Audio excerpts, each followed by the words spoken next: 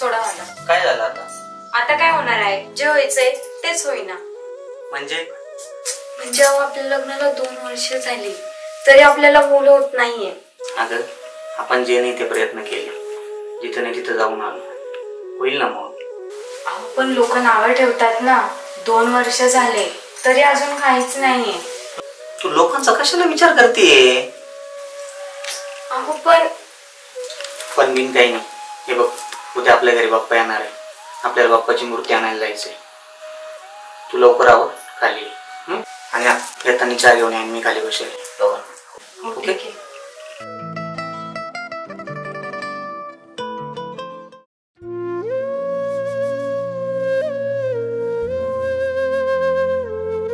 आई आई एवढं कसलं टेन्शन घेते सकाळी सकाळी तू?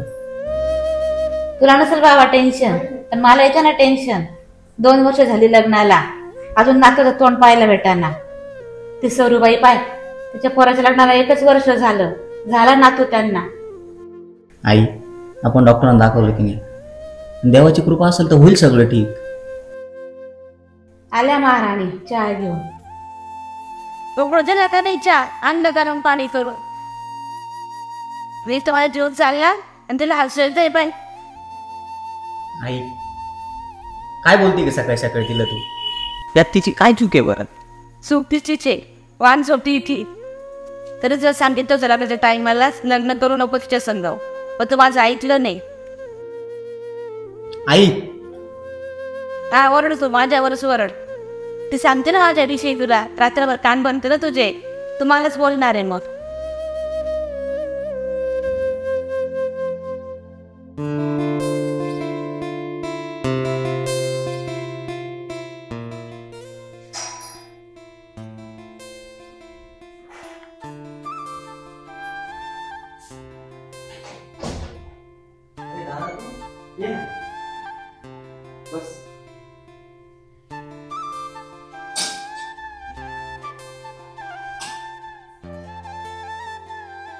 आज अचानक असं?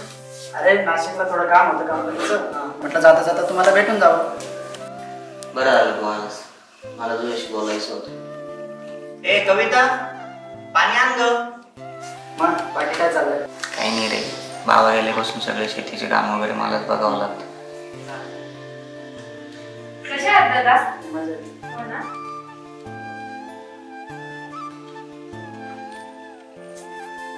अरे मावशी कुठे गेली? गावात गेले. बरं काय बोलायचं तुला माझ्याशी? अरे आई सारखी मागा लागली, नातोच तोंड बघायचं. आम्ही डॉक्टरांकडे पण जाऊन आलो तरी काही फरक नाही पडत.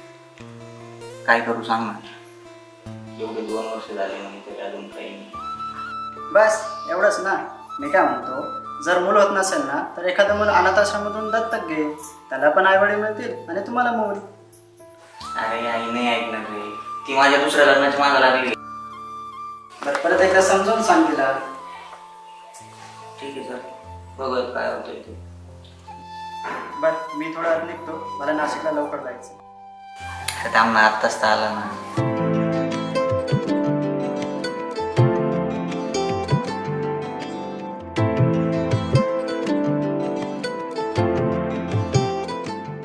नमस्कार. हे मूर्ती बघायला आलो. बघा ना तुमचं.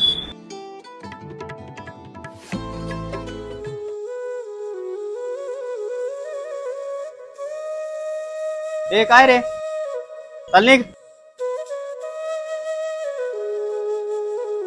ताई 5,000 रुपये द्या ना.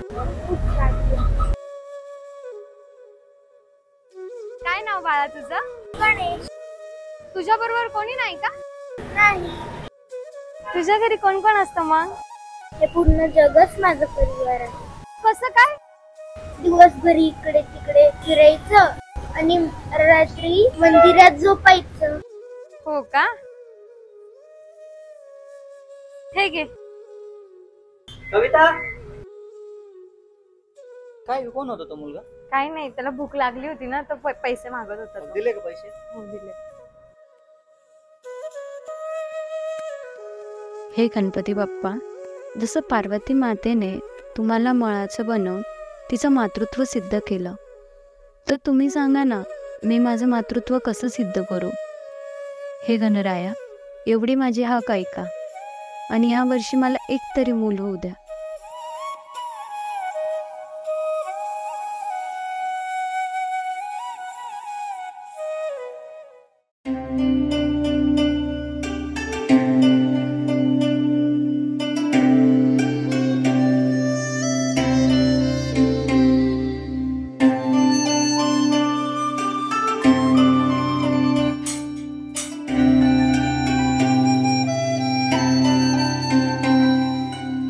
हे पैंजण तुमचं आहे का? अरे हो, हे माझंच पैंजण आहे. कामाच्या गडबडीत आहे ना, माझं लक्ष पायाकडे गेलंच नाही. चल ना, तू ये मध्ये बस. अगं, तुला काय खायला घेऊन येऊ का मी? हो, मला खूप भूक लागली. ओके, थांबा, मी घेऊन येते तुला खायला. अरे काल आम्ही मूर्ती आणायला आलो तेव्हा तूच होता ना? हो, तुम्ही गणपती बसवायला डेकोरेशन करताय का? हो. तुझं नाव काय आहे? गणेश. अरे वा, खूप छान नाव आहे. बर गणेश, हे डेकोरेशन कसं वाटतं तुला? खूप मस्त. असं वाटतं की लगेच जाऊन बसावं. का? काय नाही. घे गणेश. हा मोदक खा ना.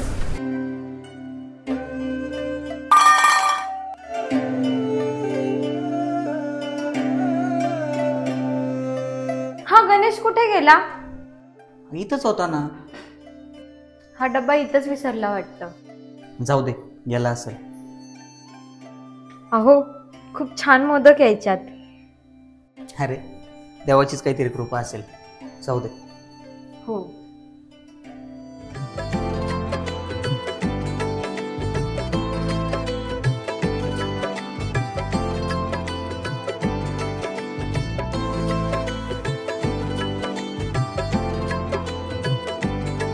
आई, डोळ्यात पाणी. काही नाही रे, आज मी ना कवितेच्या जागेवर जाऊन विचार केला आणि किती टेन्शन तिला तिला मुलं बाळगत नव्हतं ते टेन्शन वेगळं, माझ्या सासरवासाचं टेन्शन वेगळं. पण केवढा असेल तिचा माझ्यावर, कधी उलटून नाही बोलली ती मला. सगळं सहन केलं रे तिने. आई जाऊ दे, होईल सगळं नाही. बाप्पाच्या जर मनात असेल ना तो होईल कविताला. आई, आपण एक काम करूया ना, यांचे ना दुसरे लग्न करून देऊ. काय बोलती तू? तो डोक्यात काय पाणी झालंय का? आई, तर मुलाचाच प्रश्न आहे ना. तसं जर काय असेल ना, आपण अनाथ आश्रमातून एखादा मुलगा दाखतात की. बघा बाबा, तर तुम्ही दोघंच काहीतरी ठरवा.